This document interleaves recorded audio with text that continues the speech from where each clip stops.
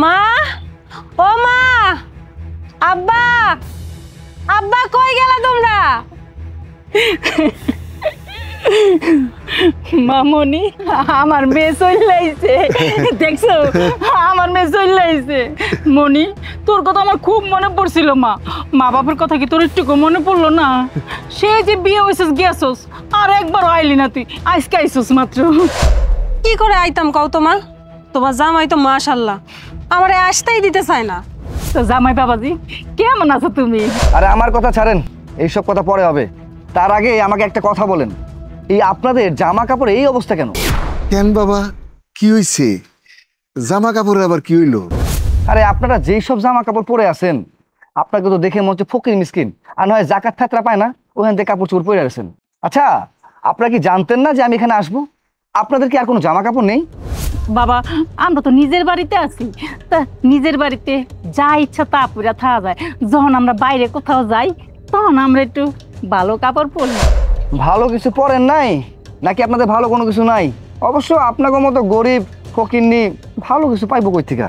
যাই হোক, মা এলন, আপনার জন্য 10,000 টাকা শাড়ি আনছি।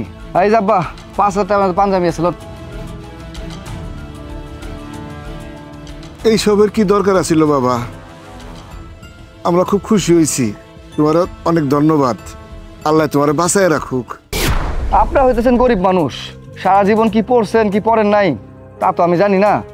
আপনার কোটিপতি জামাই আইছে, দামি দামি জিনিসপত্র লয়ে আইছে, এইটা না হয় এখন পড়েন।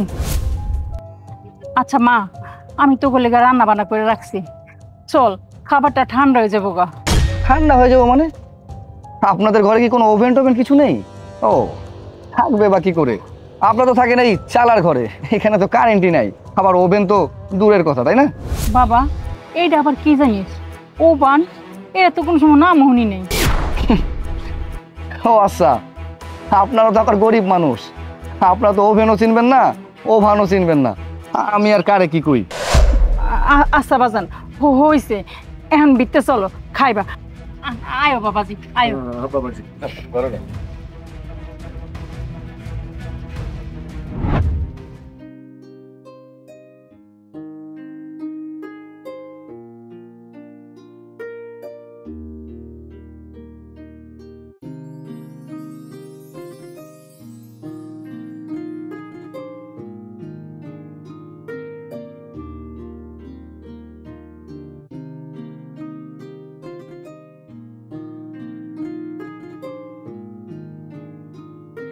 তো জামাই বাবাজি আসেন, বসেন, সেটা খেয়ে নেন। হ্যাঁ খাবো তো। কোথায় খাবো, কোথায় বসে খাবো সে জায়গাটা দেখেন। কেন বাবা, এই যে এখানে জায়গা আছে, এখানে বসেন। কোথায় বসার জায়গা দেখছেন? আমি তো এখানে কোথাও বসার জায়গা দেখছি না, আমি তো দেখছি মাটি। আমি একটা জিনিস কোনোভাবেই বুঝতে পারলাম না, আমার সম্বন্ধে কি আপনাদের আইডিয়া নাই? এই অত্র এলাকার মধ্যে একমাত্র কোটিপতি জামাই আমি, আর আমারে কিনা আপনারা বলছেন মাটিতে বসে খাইতে? ফাইজলামি করতেছেন আমার সাথে? বাবা, আমরা তো সবসময় এভাবেই খাই, তুমি একদিন খায়া দেখো, দেখবা কত আরাম পাইবা। এই শোনেন, আপনারা তো বংশগত ফকির, কিন্তু আমি না। একটা কথা কিন্তু ভুলে গেলে চলবো না, আমার বাপ এই এলাকার চেয়ারম্যান ছিল, হ্যাঁ, আর সেই দিক থেকে আমি তার পোলা, তাহলে আমার সম্মান, আমার স্ট্যাটাস কই জানেন আপনারা? জামাই বাবাজি আজকের মতো খেয়ে নেন, আজকে তো নতুন করে আর কোনো আয়োজন করতে পারুম না। শোনেন, আয়োজনও করতে হবে, টেবিলও আনতে হবে। টেবিল ছাড়া কিন্তু আমি একটা দানাও মুখে নিব না। এখন আপনারা ভাইবা দেখেন আপনারা কি করবেন, যান টেবিল নিয়েছেন যান। আচ্ছা বাবা, আমি যাইতেছি, আমি টেবিল নিয়ে আইতেছি, টেবিল আইনে আপনারা খাওয়াবো, বসেন।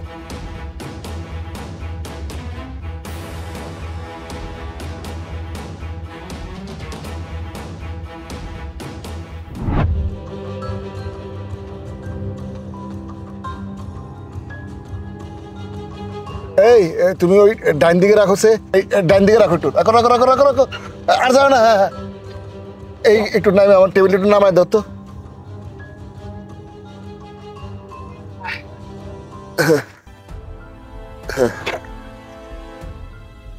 দাঁড়াও।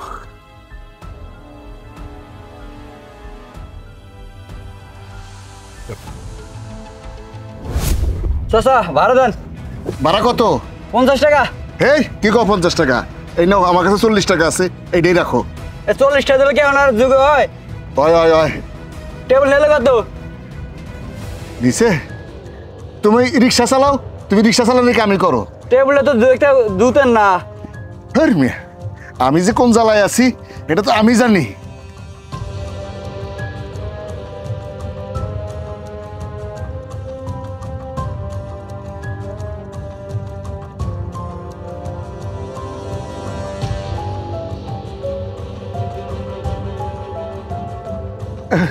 এই কই গেলা? এই তাড়াতাড়ি আসো, এই টেবিলটা নামাও। দাঁড়াও দাঁড়াও দাঁড়াও।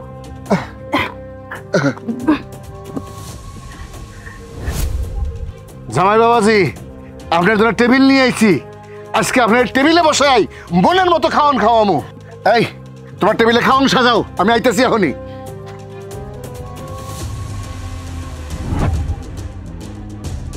কি টেবিল সাজাইছ? সব ঠিক আছে তো? আচ্ছা। জামাই বাবাজি, আপনার লিগে টেবিল সাজাইছি, আসেন টেবিলে বসে সেটা খেয়ে নেন।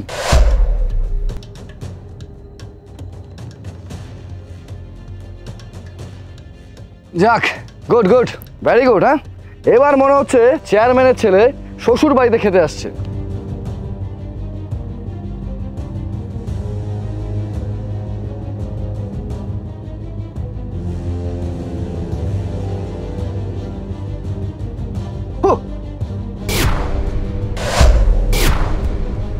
কি এসব কি খাবার দাবার রান্না করছেন? হ্যাঁ, কি হয়েছে জামাই?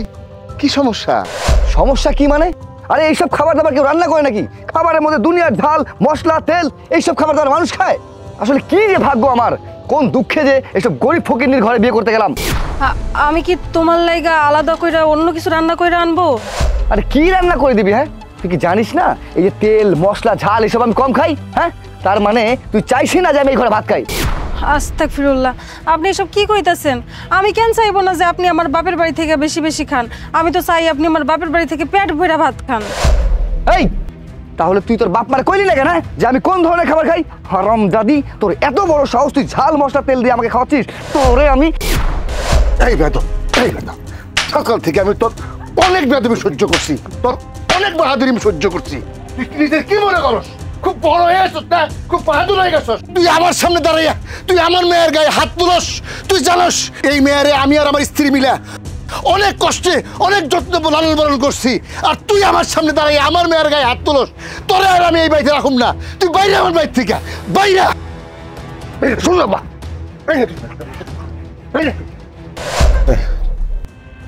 আপনি কিন্তু কামটা ঠিক করলেন না। আপনার মেয়ের কপাল পুড়ছে, আপনার মাইয়ারে আমি ডিভোর্স দিব। আরে তুই আমার মেয়ের কি ডিভোর্স দিবি? আমার মেয়ে তোর ডিভোর্স দিব? তুই জান না তোর রাস্তায় গিয়ে মর। আর এই না তুই তোর ব্লেজার হাত বেটা চান থেকে বেয়াদব। মারে মারে মারে, তুই মন খারাপ করিস না। আমি তোরে আবার একটা বিয়ে দিব, এবার ভালো একটা ছেলের সাথে আমি তোরে বিয়ে দিব। তাও এই বজ্জাত জামাইয়ের সাথে আমি তোরে পাঠাবো না। আমি তোরে ওর কাছে আর আমি পাঠাবো না। তুই শেষ হয়ে গেছিস।